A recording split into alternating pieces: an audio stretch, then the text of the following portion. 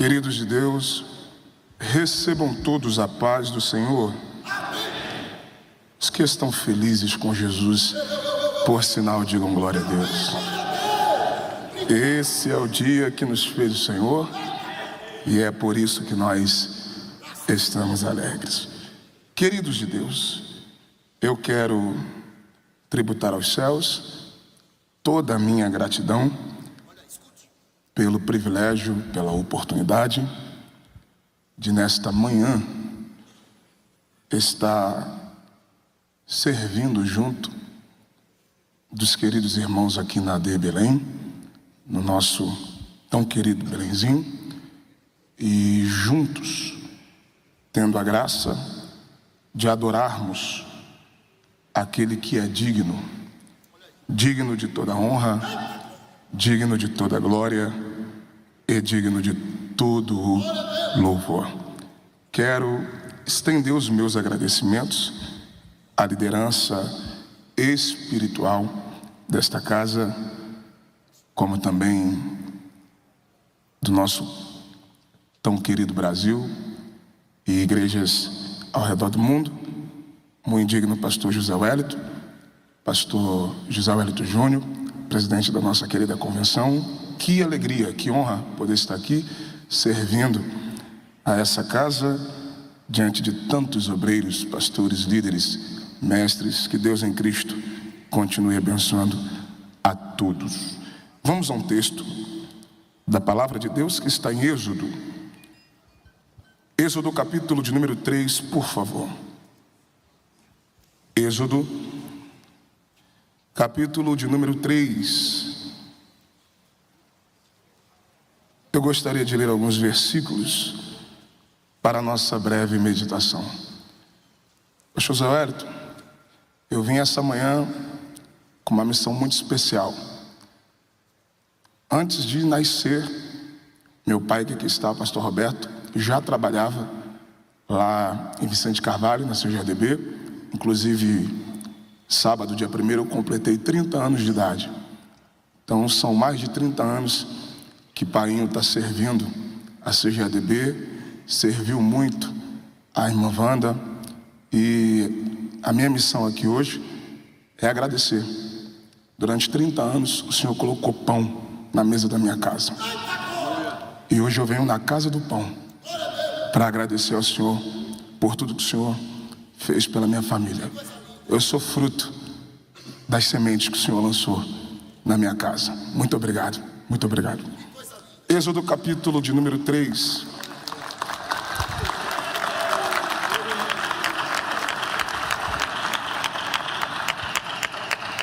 Êxodo capítulo de número 3.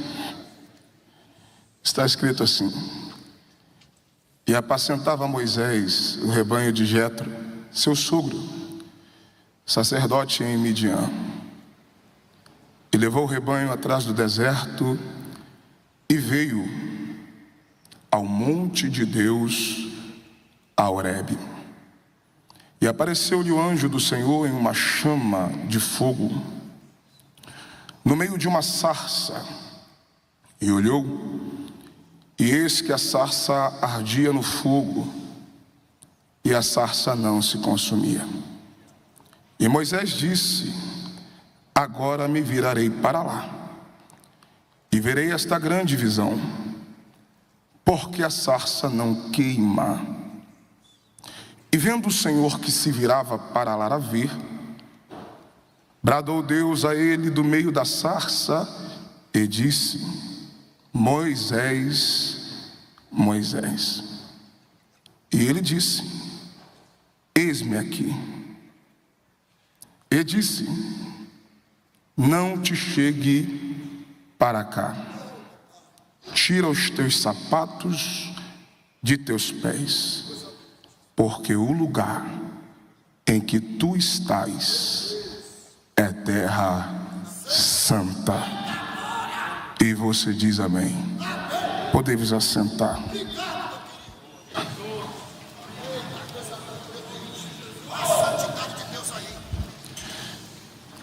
Queridos de Deus, estamos diante de um dos ou porque senão a maior autoridade do Antigo Testamento. Sem dúvidas, Moisés está na galeria dos homens que Deus levantou para revolucionar a história. A história da humanidade nunca mais foi a mesma depois da existência desse grande líder, um dos grandes profetas de toda a história, o maior legislador da história da humanidade, o libertador dos filhos de Israel, o homem que tinha tanta intimidade com Deus, que com ele Deus falava face a face. A vida de Moisés, que durou 120 anos, é dividida em 3 períodos. E cada período da vida de Moisés durou 40 anos. O primeiro período, desde o seu nascimento, quando ele é colocado nas águas do Nilo, tirado das águas, se tornando filho da filha de Faraó, formado em toda a ciência, em toda a língua, em toda a cultura do Egito, se tornando o príncipe daquele povo. Até o dia em que ele mata um egípcio e o enterra na areia. Quando o homicídio de Moisés é revelado, ele parte do Egito, dando início ao segundo período de sua vida, que também durou 40 anos. É um período longo de anonimato no deserto. Ele vai para as terras de Midian e ali ele constitui família, ele casa-se e ele passa a apacentar as ovelhas, o rebanho de seu sogro, até o dia em que ele chega no monte de Deus, no Horebe. E é a partir do Horebe que se inicia o último e o mais poderoso período de sua história, quando ele recebe de Deus a chamada para o ministério, e o mesmo tira o povo do Egito, conduzindo esse povo no deserto em direção à terra que Deus havia prometido a Abraão, Isaque e Jacó. E eu já preciso dizer para alguém que o último período da vida de Moisés, que é o período que ele conheceu e andou com Deus, foi o melhor período de toda a sua vida. Durante 80 anos, Moisés viveu sem conhecer a Deus. Porém, os 80 anos fora do alcance e da presença de Deus não se compara com os 40 anos que ele caminhou com Deus. Isso é lindo, porque a história ministerial de Moisés começa justamente no texto que lemos. E apacentava Moisés o rebanho de Jetro, seu sogro, sacerdote em Midian. Isso aqui é interessante, observe comigo o texto. O texto diz que ele levou o rebanho atrás do deserto, e eu gosto dessa expressão, e veio ao monte de Deus, a Horebe. Observe que não é Deus quem vai atrás de Moisés, é Moisés quem veio aonde Deus estava. Eu tenho falado para essa nova geração, e eu recebo muitas mensagens, pessoas que se perguntam: pastor, como é que eu faço para descobrir o meu chamado, para saber qual é o meu chamado, para saber qual é o meu propósito? E lendo esse texto, o Espírito Santo falou comigo: não sou eu quem descubro o meu chamado, é o meu chamado que me encontra. Moisés veio a Horebe.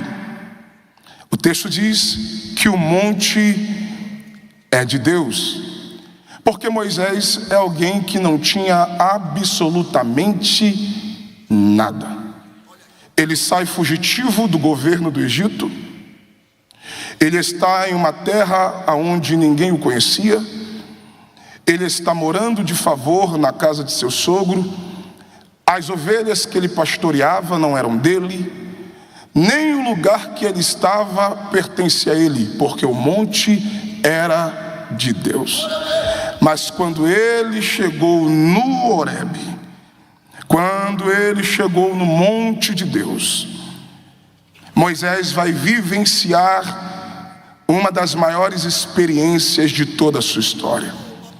O texto diz que Deus se manifestou a ele, versículo 2, e apareceu-lhe o Senhor a Moisés. E eu acho isso interessante, porque quando Deus aparece a Moisés, e biblicamente falando, Deus, quando quer se manifestar, Deus, quando quer se revelar, ao longo da Bíblia Sagrada você encontra Deus se manifestando de diversas maneiras. Mas a forma como Deus se revela, a forma como Deus se manifesta a Moisés, chama a nossa atenção. E como é que Deus se revela, pastor? O texto diz: e apareceu-lhe o anjo do Senhor. Isso aqui é uma manifestação de Deus, em uma chama de fogo, do meio de uma sarça. E agora observe o texto. O texto diz que a sarça pegava fogo. A sarça ardia em fogo, mas a sarça não se consumia. Eu não quero entrar no mérito da questão do fato da sarça acender, devido ser comum naquela região, arbusto seco no deserto, ser acendido, ser incendiado pela combustão natural do seu estado e de sua geografia. Mas o que chama a atenção de Moisés, redobre a atenção, não é o fato do arbusto acender. O que chama a atenção de Moisés não é o fato da sarça pegar fogo, porque no deserto, arbusto seco, é normal acender. O que faz Moisés passar mais uma vez, e passar outra vez e parar, é que a sarça está pegando fogo, mas ela não se desfaz. Ela está pegando fogo, mas ela não se consome. Ela está pegando fogo, mas ela não é consumida, destruída, danificada pelo poder do fogo. Quando Moisés percebe que a sarça pega fogo e não se destrói, ele é atraído pelaquela grande visão. E eu preciso abrir um parêntese nesta manhã e liberar uma palavra para alguém que veio nesta reunião de obreiro, e você vai sair daqui para viver um tempo de 2025 produtivo no reino de Deus e no ministério a qual o Senhor lhe confiou. E qual é a palavra, pastor? Quando Moisés é atraído pela sarça que pega fogo e não se destrói, é aí que Deus fala por intermédio de sua palavra. Quando Deus viu que Moisés se virava para ver, iria se achegar, Deus o chama pelo seu nome e diz: Moisés, Moisés. Pastor, e por que Moisés é atraído por esta visão? E o que faz essa sarça pegar fogo e não ser destruída. Versículo de número 2. Uma chama,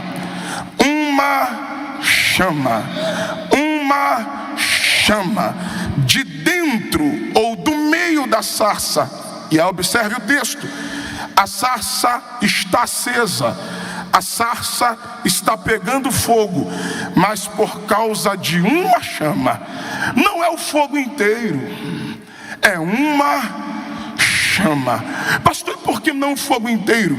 Porque existem pessoas que pensam que o segredo está no fogaréu. Mas o segredo da revelação de Deus no Horebe não é o fogo que queima, é a sarça que não se consome. E por que a sarça não é destruída? Por causa de uma chama. E onde é que essa chama está? No meio. E foi cantado aqui, no meio da sarça. E essa sarça está pegando fogo, mas por causa dessa chama, que é a manifestação de Deus, a sarça não se destrói. Pastor, por quê? Porque o segredo do reino de Deus não está o quanto nós acendemos, o quanto nós pegamos fogo. E foi falado aqui antes de mim, estamos em uma geração, principalmente nessa era digital, onde as pessoas estão preocupadas em performar. O segredo de algumas pessoas, a ânsia de algumas pessoas é a auto-performance. Existem pessoas que querem usufruir do santo ministério para apresentar uma alta performance. E na chamada ministerial de Moisés, Deus está nos ensinando que o segredo não é o fogo que queima. O segredo é a chama que está dentro da sarça. E não é o quanto você brilha, não é o quanto você aparece, não é o quanto a sua gravata ou terno é bonito, não é o quanto o seu nome está estampado na mídia. O que revela que há uma chama de Deus em você não é o quanto você aparece, é o quanto você resiste. Não é o quanto você aparece, é o quanto você suporta. Não é o quanto você brilha, porque tem crente, eu sou pentecostal, tem crente que pega fogo, tem crente que marcha, tem crente que pula e sapateia, e eu sou deles. Mas o maior segredo da chama pentecostal que está na nossa igreja e nesse Brasil há mais de 100 anos, não é o quanto nós pegamos fogo, é o quanto nós suportamos. Vem a luta e você suporta, vem o fogo e você suporta. Ou você acha que o diabo não estava doido para te destruir? Alguém até apostou, não vai durar muito tempo no ministério. Alguém apostou fichas que você já estaria desviado, a obra já teria acabado, você sairia daquele lugar, teu ministério era só um momento, você era fogo de palha. Mas o céu te trouxe nesta manhã de reunião para te dizer: a raiva dos teus adversários é que o fogo está queimando, mas você continua de pé.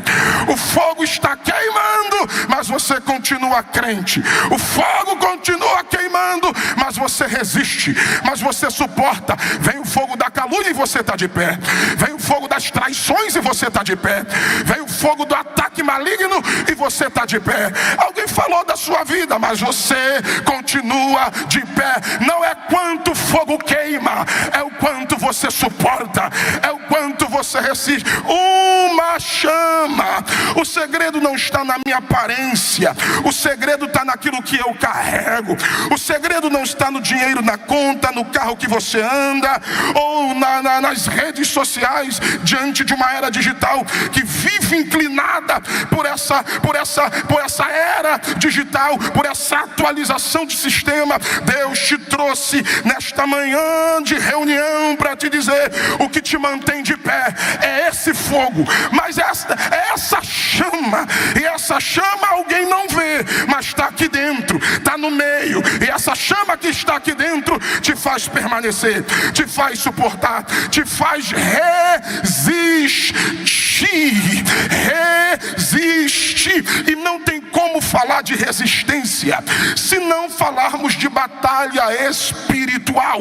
Então me permita, quando Moisés viu que a sarça pega fogo e não se destrói, pega fogo e não se consome, Moisés entendeu que o que estava dentro da sarça, o que estava no meio daquele fogo, era uma chama de Deus, que fazia com que a estrutura daquele arbusto não fosse consumido. E eu vou para a Bíblia. O apóstolo Paulo, escrevendo aos Efésios, no capítulo 6, a partir do versículo 10, eu preciso falar de batalha espiritual. Paulo diz à igreja: no demais, irmãos meus, fortalecei-vos no Senhor e na força do seu poder, revesti-vos de toda a armadura de Deus, para que possais resistir.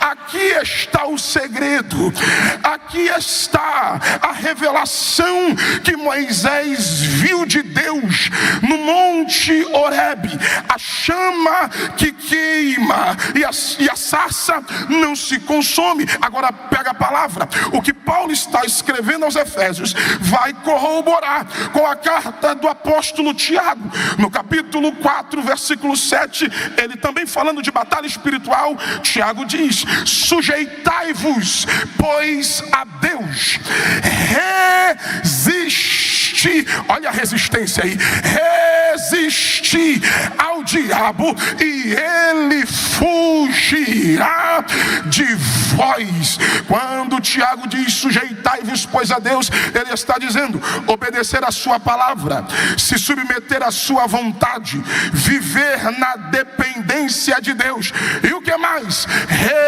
Resistir ao diabo. É isso que Paulo está dizendo. Quando eu me fortaleço no Senhor e na força do seu poder, me revestindo de toda a armadura de Deus, para que possais resistir. E não tem como falar de Deus e de sua força se não lembrar de seu agente. E quem é o agente de Deus na terra? O Espírito Santo. O Espírito Santo, que também na Bíblia é representado pelo fogo. É essa chama que está dentro da sarça, e o fogaréu está aceso, e alguém diz vai apagar. O fogaréu está aceso, e alguém diz vai destruir. O fogaréu está aceso, e alguém diz vai se desfazer. O fogaréu está aceso, e alguém diz daqui a pouco para. Mas o céu te trouxe nesta manhã para te dizer: essa chama que está em você não tem capeta, não tem demônio, não tem sistema, não tem governo. Você vai permanecer. Aleluia, aleluia. Quando eu falo de batalha espiritual, redobre a atenção. Quando eu falo de batalha espiritual, você precisa entender que a nossa guerra não está no mundo físico. É por isso que o apóstolo Paulo continua, ele adverte dizendo: porque não devemos lutar contra carne e sangue, mas contra principados, potestades, contra os príncipes das trevas deste século e contra hostes espirituais da maldade nas regiões celestiais. Sua luta não é contra quem não gosta de você. Sua luta não é contra o obreiro que passou por você e nem te cumprimentou com a parte do Senhor. A sua luta não é contra quem se opõe contra o seu ministério. Eu já citei aqui algumas vezes, estamos em uma era digital. A internet está infestada de haters. Haters são odiadores. São pessoas que não concordam com ninguém, que não acreditam em ninguém, que vivem em função de defamar, de destruir, de se levantar contra quem Deus levantou. São pessoas que estão em redes sociais tentando fazer chocarrice, desacreditar dos mistérios de Deus. Aquilo que nós aprendemos ao longo desses anos de Pentecostes no Brasil. Você hoje encontra em uma era digital pessoas debochando de línguas estranhas, profecias, revelações, fazendo meme de homens e mulheres que dedicaram uma vida inteira na obra de Deus. E eu preciso te dizer que a nossa guerra não é contra essa gente. A nossa guerra é contra quem usa essas pessoas. Pastor, e qual é a nossa guerra? A nossa guerra não é física. É por isso que Paulo diz que as armas da nossa milícia são armas espirituais. E não tem como nos reunirmos em uma manhã como essa, diante de obreiros, líderes, pastores, mestres, pregadores, e estou aqui cercado de grandes de Deus, se não falarmos de batalha espiritual. Pastor, por quê? Porque a nossa guerra não é de placa denominacional. A nossa guerra é contra um sistema organizado que trabalha para matar você, destruir você, neutralizar o propósito de Deus na sua vida. E eu preciso chamar a sua atenção. Pastor, por quê? Porque o diabo é assim. Se ele não destruir você, ele vai tentar tocar na vida de quem está com você. Eu vou para a Bíblia. Lucas capítulo 4, olha que texto interessante. Lucas capítulo 4, versículo 13. Olha o que o evangelista escreve. E tendo o diabo acabado toda a tentação, se ausentou dele por um tempo. Pega a palavra. Jesus acabou de vencer o diabo no deserto. Repreendeu a Satanás e mandou ele embora. Aí o evangelista diz: e tendo o diabo acabado toda a tentação, se ausentou dele por um tempo. Estou falando de batalha espiritual. Se diz Jesus, não é do pastor Renan, não é dos príncipes de Deus que aqui estão. Se diz Jesus, ele se ausentou por um tempo, você acha que ele vai dar trégua para você?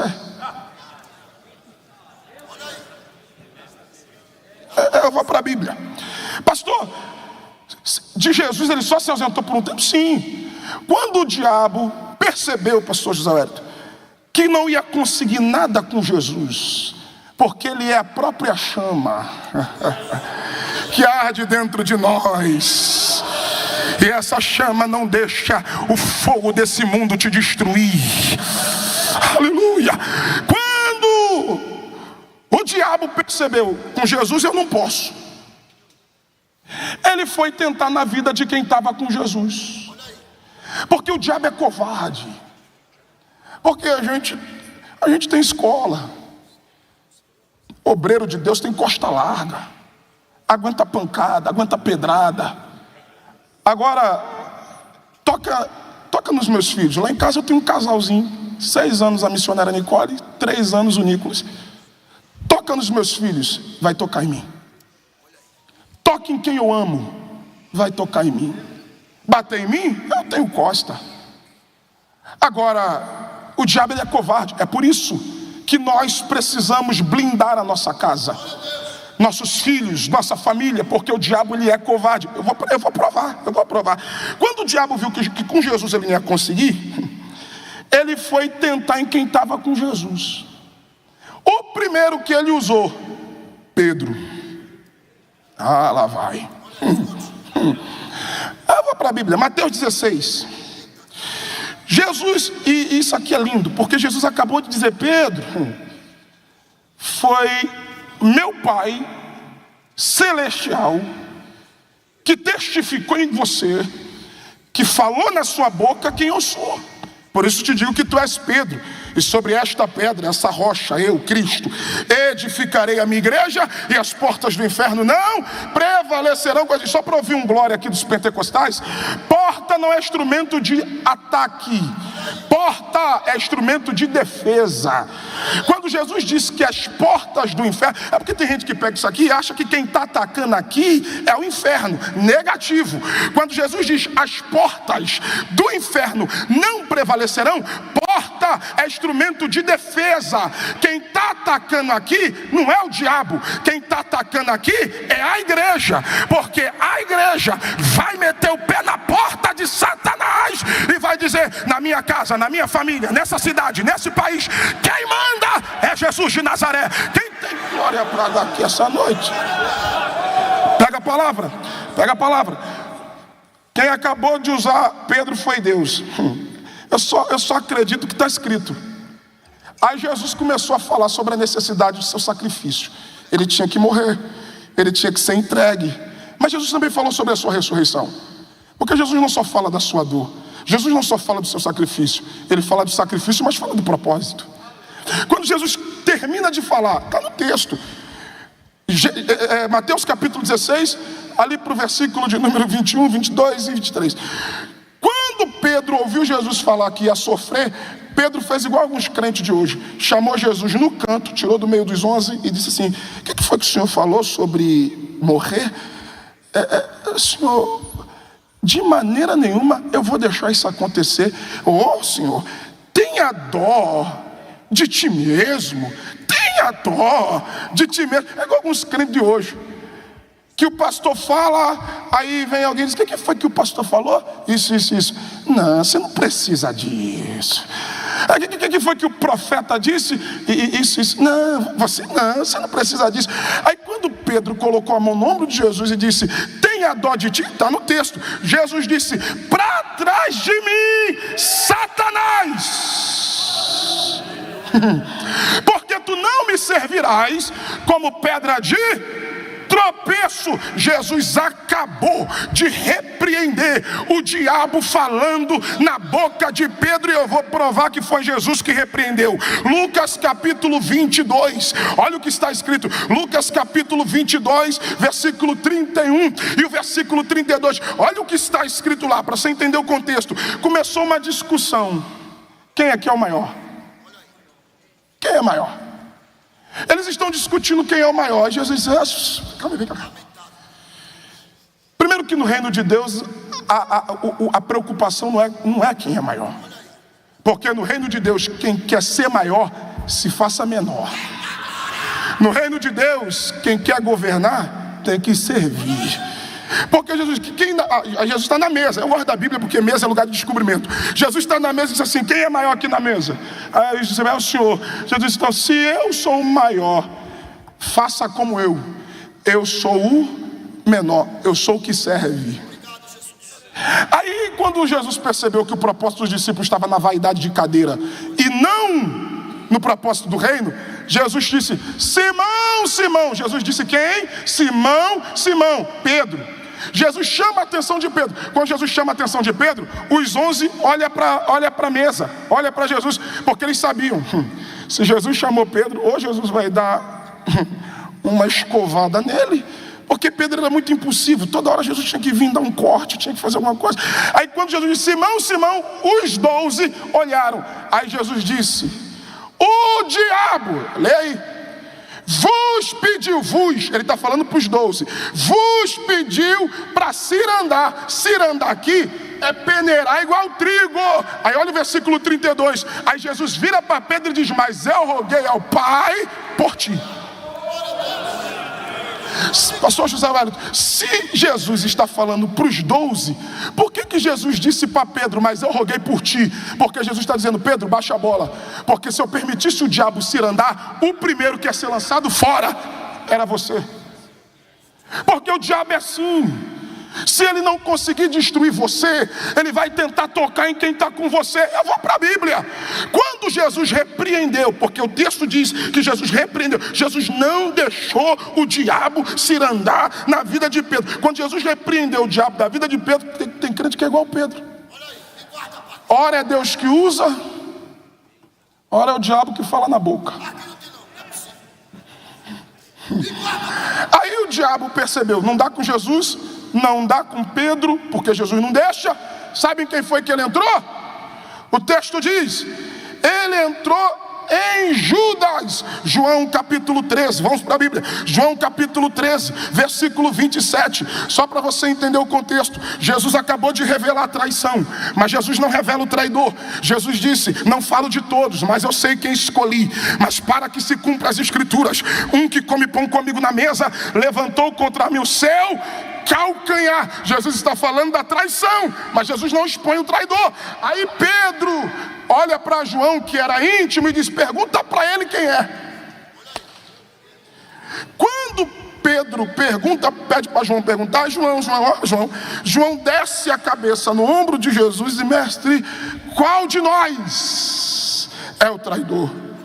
Aí Jesus, ele diz para João: aquele que eu der o bocado molhado, esse é o traidor. Irmãos, isso aqui é extraordinário, porque Jesus discretamente, Jesus molha o bocado e entrega na mão de Judas. Pastor, discretamente? Sim, é só tu ler o texto, versículo 28 e 29. Quando Judas sai da mesa, os discípulos estão pensando: ele está indo comprar alguma coisa porque é Páscoa, ou ele está indo abençoar os pobres por causa da ocasião. Ninguém na mesa percebeu que quando estava saindo já era o diabo. Por quê, pastor? Porque Jesus não expôs o traidor. Ele expõe a traição, mas ele não expõe o traidor, porque esse evangelho de exposição não é evangelho de Cristo. Essa galera aí que fica em rede social tentando destruir quem Deus levantou, falando de ministério, de igreja, falando de doutrina, falando disso, falando daquilo outro. Essa galera que vive em função de expor quem Deus levantou. Ei, isso aí não é evangelho de Cristo, sai fora. Jesus não expôs. Imagina se Jesus dissesse na mesa: o traidor está aqui, ó, é Judas. Pedro, por voz de prisão, arrancou a orelha de Malco. Se Jesus dissesse que era Judas o traidor, Pedro arrancava a cabeça. Arrancava a cabeça. Agora, olhe para cá e prepare para dar glória. Olhe para cá e prepare para dar glória. Quando Jesus deu o bocado molhado na mão de Judas, discretamente, o texto está lá, versículo 27. O texto diz: e entrou nele Satanás. Quem foi que entrou nele? Satanás. Agora eu não vou deixar essa passar. Eu preciso abrir um parêntese para dizer para alguém: por que o diabo falou na boca de Pedro e entrou na vida de Judas e não de nenhum outro? Por que não em Tomé, que só acreditou vendo? Por que não Natanael, que duvidou que ele era o Messias? Por que não Tiago, André, João? Por que o diabo fala na boca de Pedro e entra na vida de Judas? Tem uma resposta. Qual, pastor? Porque ambos traíram. Pastor, Pedro traiu. A forma como é diferente, mas que ambos traíram. Porque enquanto um vende, o outro nega. E Jesus condenou tanto a traição, como também Jesus condenou a negação. Então pega a palavra. Pastor, então por que o diabo fala na boca de Pedro e entra na vida de Jesus? Não sei se vai dar para dar glória, mas lá vai. Porque toda pessoa que tem caráter, pessoa não, eu estou falando para o obreiro. Todo obreiro que tem caráter tendencioso a ser traidor, tem portas de legalidades abertas para demônios.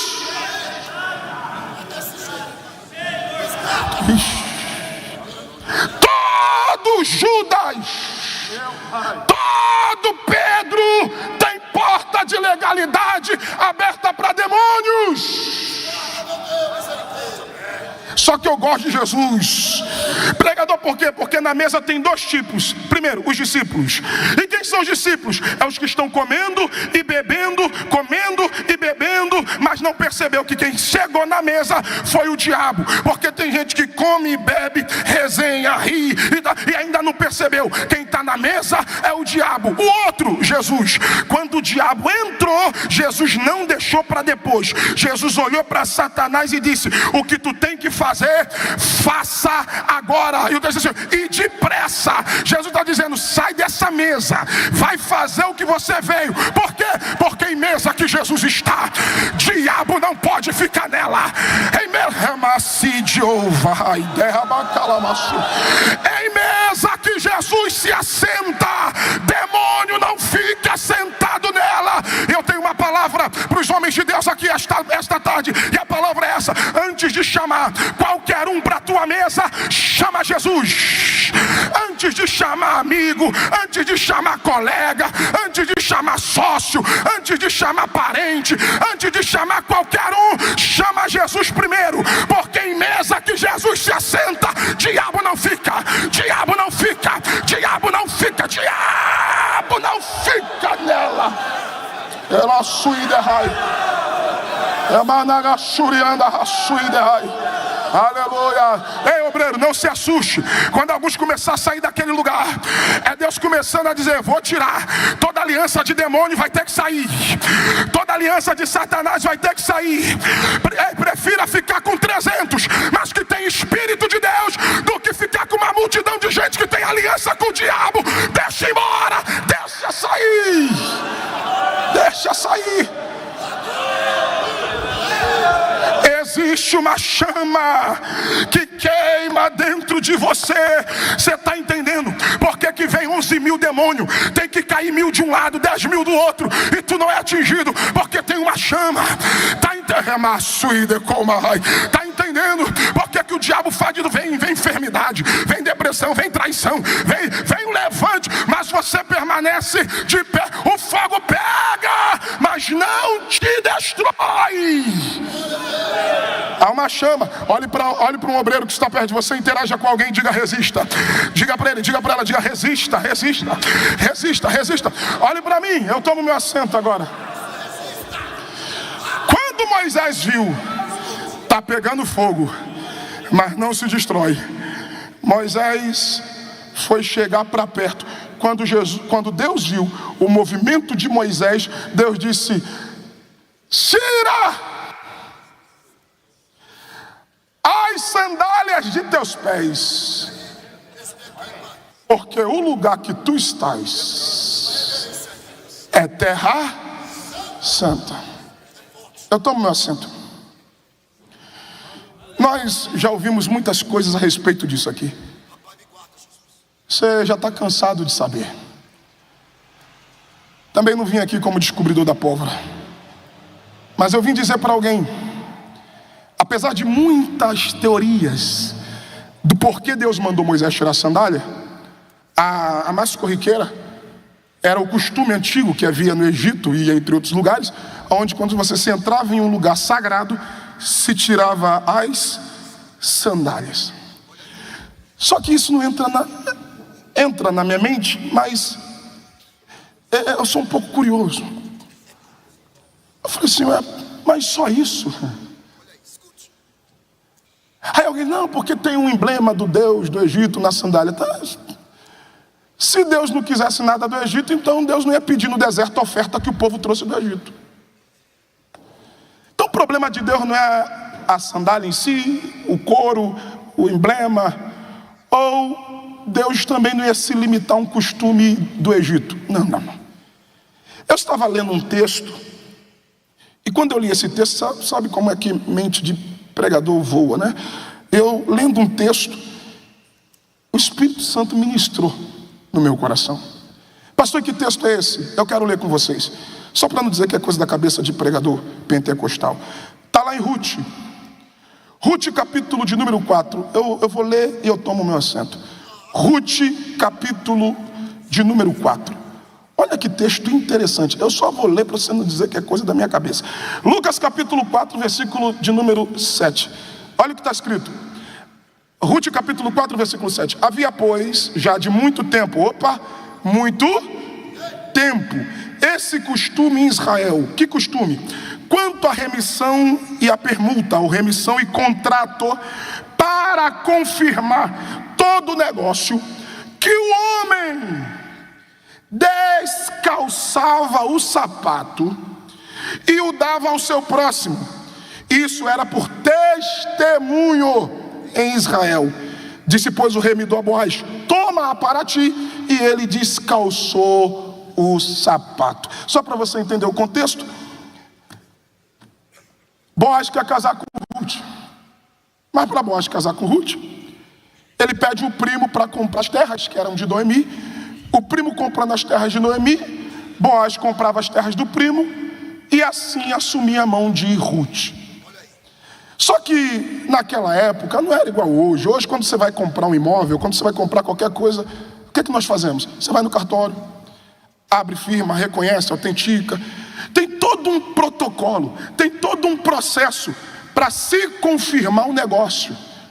E que confirmação é essa? Hoje, quando você vai diante de um cartório, você está assumindo um compromisso diante da lei e você está assumindo um compromisso diante dos homens.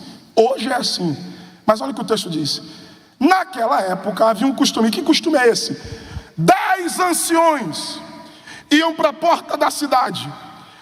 Quem está comprando, para assumir o compromisso que vai pagar, que vai ser fiel ao compromisso assumido, ele tira o sapato, ele descalça o sapato e entrega para quem está vendendo.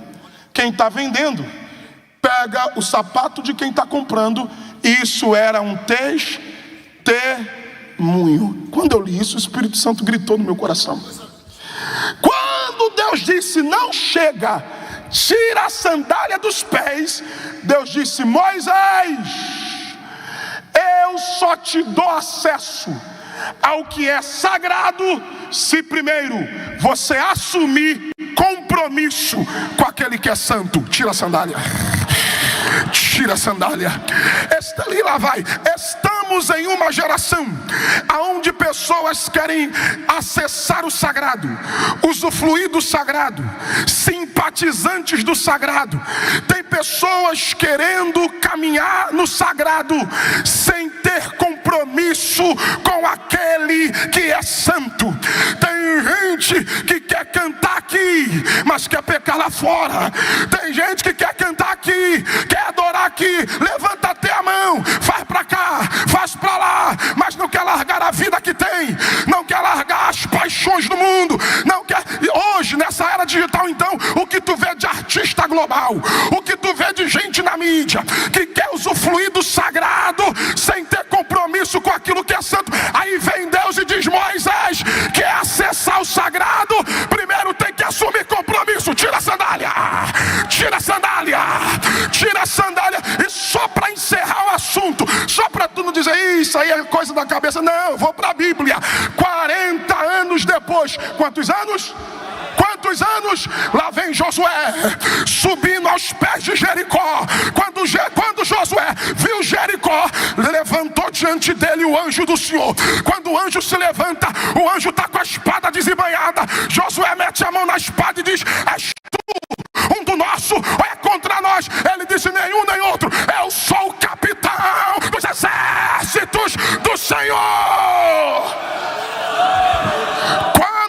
Meu Deus do céu, lá vai. Quando ele disse: eu sou o capitão do exército, ele disse: é Deus. Ele se prostrou. Quando ele se prostrou, ele disse: prostra não. Primeiro, tira o sapato do pé, porque a terra que tu pisa é terra santa.